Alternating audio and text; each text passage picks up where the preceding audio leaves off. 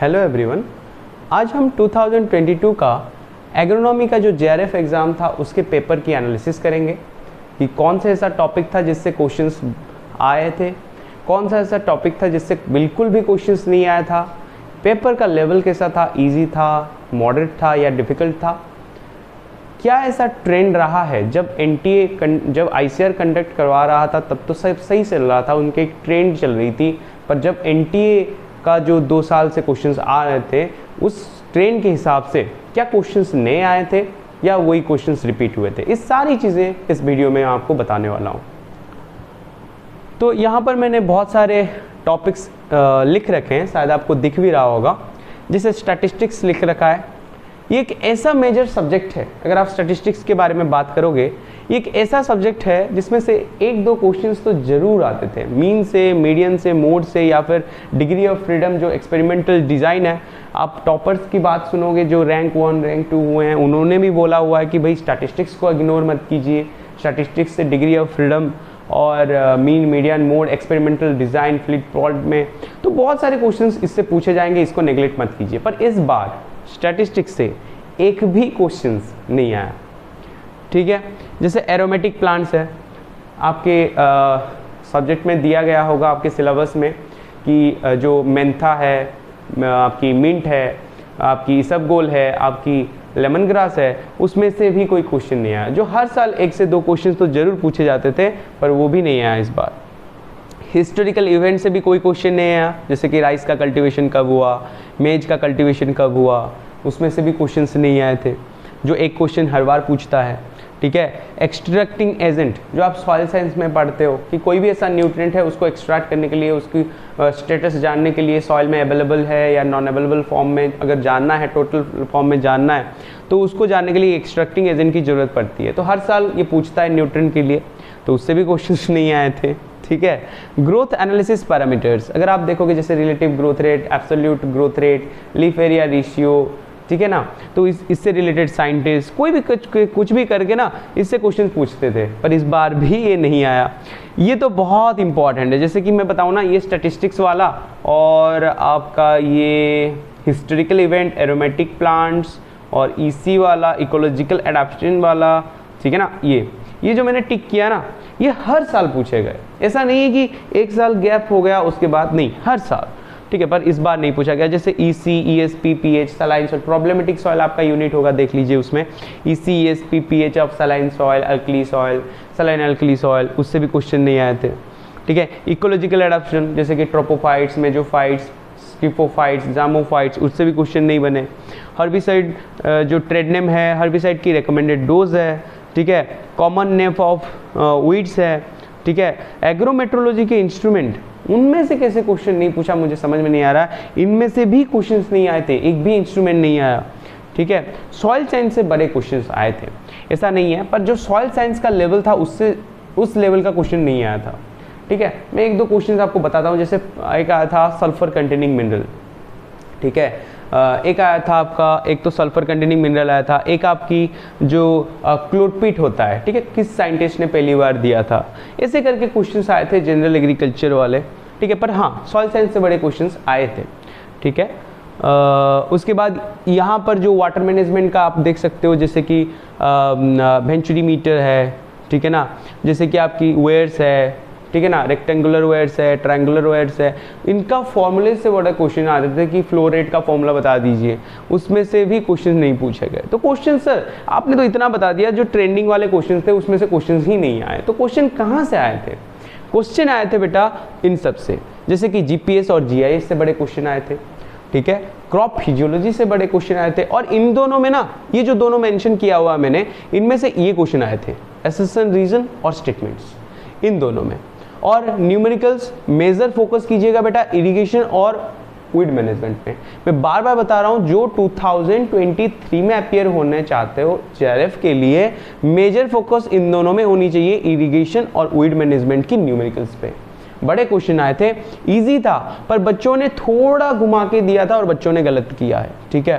Crop में से बड़े क्वेश्चन, अब सोच के देखिए, क्रॉप जो 2-3 ही पूछता था, जैसे प्रीवियस ईयर का ग्रीन ग्राम का साइंटिफिक नेम पूछा था, ज्यादा कुछ नहीं पूछता था क्रॉप में से, पर इस बार क्रॉप में से बहुत सारे क्वेश्चन पूछे थे, क्योंकि क्रॉप में से तो मेडिसिनल प्लांट ले रहा था, 2-3 क्वेश्चन कहां पर गया भाई, हाँ एरोमेटिक और मेडिसिनल प्लांट ले रहा था, पर यहाँ पर क्रॉस में से इसको काट दिया है और ज़्यादातर मेज पे, ठीक है ना, सीड्रेट वगैरह पे, ठीक है, ट्रांसप्लांटिंग कितने डेज में होना चाहिए, डबल ट्रांसप्लांटिंग ऑफ राइस, ऐसे करके बहुत सारे क्रॉप में से क्वेश्चन पूछ लिए थे, लेंटिल का सीड्रेट ऐसे करके, ठीक है ना। तो इसलिए क्रॉप में ज़्यादा क्वेश्चन पूछ लिया।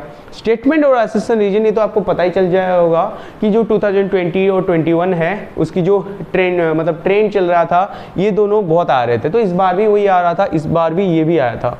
तो क्वेश्चन आप बोल सकते हो कि जो ट्रेंडिंग वाले क्वेश्चन थे, जो बार बार पूछे जा रहे थे, वो क्वेश्चंस नहीं पूछे गए, पर हाँ कुछ क्वेश्चन थे जो ट्रेंडिंग में थे और पूछे गए हैं।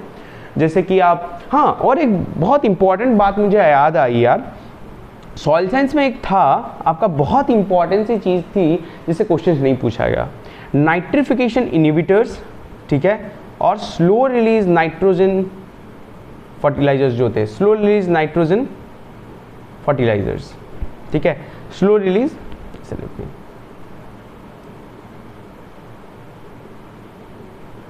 ठीक है।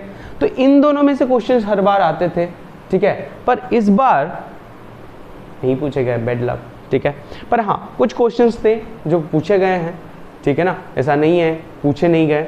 जैसे कि आप देख लीजिए क्या बोलते हैं आपकी जो लास्ट यूनिट है, लास्ट तो नहीं, लास्ट के जस्ट ऊपर है ड्रॉट जो है, ठीक है ना, ड्रॉट वगैरह से क्वेश्चन पूछे गए थे कि टर्मिनल ड्रॉट का दूसरा नाम क्या था। इजी क्वेश्चन मैं आपको बताता हूँ, जैसे कि इक्रिसाट कब एस्टेब्लिश हुआ, ठीक है ना, उससे क्वेश्चन पूछे गए थे। टर्मिनल ड्रॉट का दूसरा नाम क्या था, पॉपकॉर्न का साइंटिफिक नेम क्या था। तो ऐसे इजी क्वेश्चन आप कर सकते हो, ऐसा स्ट्रेस लेने की बात नहीं है, पर हाँ ट्रेंडिंग चेंज हो रही है, ये मैं आपको अवेयर करना चाहता हूँ कि अब जो अपियर होने वाले हो, मेन फोकस आप इसमें दीजिए। अगर आपका स्टेटमेंट और एसेसन रीजन सही हुआ तो आपको रैंक ले जाओगे, ठीक है ना। आप थोड़े कॉन्सेप्ट पे फोकस कीजिए, आपको पता होनी चाहिए जो आप, हाँ क्रॉप में से आपको क्या कॉन्सेप्ट चाहिए भाई, वहाँ पर सीड रेट पूछा हुआ तो याद रखना पड़ता है, पर सीड रेट में जो ऑप्शंस है ना 20, 30, 30, 40, 40, 50 ऐसे करके दिया होता है, आप ऐसे पूरा एग्जैक्ट याद रखेंगे तभी ये क्वेश्चंस कर पाएंगे। पर यहाँ पर ये जो क्वेश्चंस बहुत ज़्यादा दे रहे हैं, इनमें आपकी कॉन्सेप्ट क्लैरिटी होनी बहुत ज़रूरी है। तो बेटा क्या आप करोगे, इस जो अगली बार अपियर हो रहे हैं तो घबराना नहीं है, और इस बार भी जिसका आप बोल रहे हो यार बहुत ख़राब हो गया है, ये हो गया है, ऐसा कुछ नहीं है। सबका ही आपको जैसा फील हो रहा है, आपने अगर मेहनत किया है, आपको सेटिस्फेक्शन मिल रहा है कि हाँ मैंने मेहनत कर लिया, अब रिजल्ट आपके हाथ में नहीं है, ठीक है ना। अब आप सोचिए मत, जो हो गया सो हो गया, अब उसको सोच के यार ये नहीं हुआ, यार ये हो गया, वो हो गया, यार रिजल्ट आपके हाथ में नहीं है, ठीक है ना। और जो आने वाले होते हैं ना, उनको मैं एक चीज़ बताता हूँ, आप कॉन्सेप्ट पे ज़्यादा फोकस कीजिए, न्यूमेरिकल्स पे फोकस कीजिए, GIS GPS को पढ़िए, पहले क्रॉप फिजियोलॉजी पे फोकस कीजिए, ठीक है। तो जो क्वेश्चन, ऐसा भी नहीं है कि इन सब को छोड़ दो बेटा, ये ट्रेंडिंग वाले क्वेश्चन है, इस बार ये पूछे नहीं गए, दूसरी बार अगर पूछ लिया, जो अगले साल है पूछ लिया, तो क्या करोगे, NTA को बोलोगे यार पूछा क्यों है। तो ऐसे तो नहीं है ना, अब सब पढ़ना पड़ेगा, ऐसा नहीं है पढ़ना नहीं पड़ेगा, सब पढ़ना पड़ेगा, पर कॉन्सेप्चुअल थोड़ा होके आप पढ़िए, ठीक है ना। ऐसा नहीं है भी क्रॉप को पूरे 6 महीने 7 महीने पढ़ें, ऐसा नहीं है, जस्ट ऊपर ऊपर से आप देख लीजिए, जो इंपॉर्टेंट क्वेश्चंस थे उनमें से ही पूछे गए होंगे, ठीक है। पर यहाँ पर सॉइल साइंस में जो कॉन्सेप्ट वाले पूछते थे, यहाँ से थोड़ा डाटा स्पेसिफिक, जैसे बुक्स वगैरह हो गए सॉइल साइंस के, ठीक है, कंजर्वेशन एग्रीकल्चर से 1-2 क्वेश्चंस भी थे, ठीक है। तो उसको थोड़ा एनालिसिस कीजिए, ठीक है। अगर हम पेपर की बात करें तो पेपर ना ही ज़्यादा इजी था ना ही ज़्यादा डिफिकल्ट था, ठीक है, मॉडरेट था। अगर आप, मेरे फ्रेंड्स बहुत सारे एग्ज़ाम अपियर किए हैं, दोस्तों में अपियर किया है बहुत सारे, तो उन्होंने बोल रहे थे कि भाई जो है मतलब पैटर्न जो था वो चेंज हुआ है, पर ऐसा भी नहीं बोल सकते पूरा इजी आ गया, ऐसा भी नहीं बोल सकते पूरा हार्ड हो गया, मॉडरेट ही क्वेश्चन लेवल था।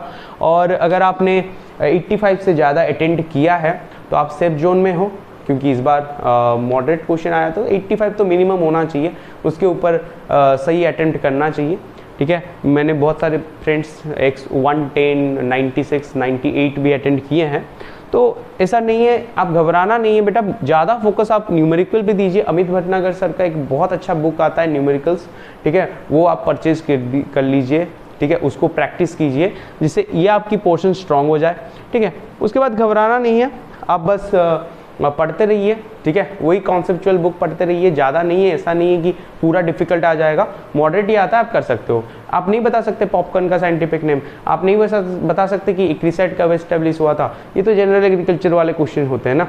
तो पढ़ते रहिए, ठीक है, सब अच्छा होगा पॉजिटिव एनर्जी के साथ, ठीक है ना। आपने मेहनत किया है, जिसका रिजल्ट नहीं भी आ रहा है, क्या हुआ भाई, आपने मेहनत किया ना, आपने मेहनत करना तो सीख लिया।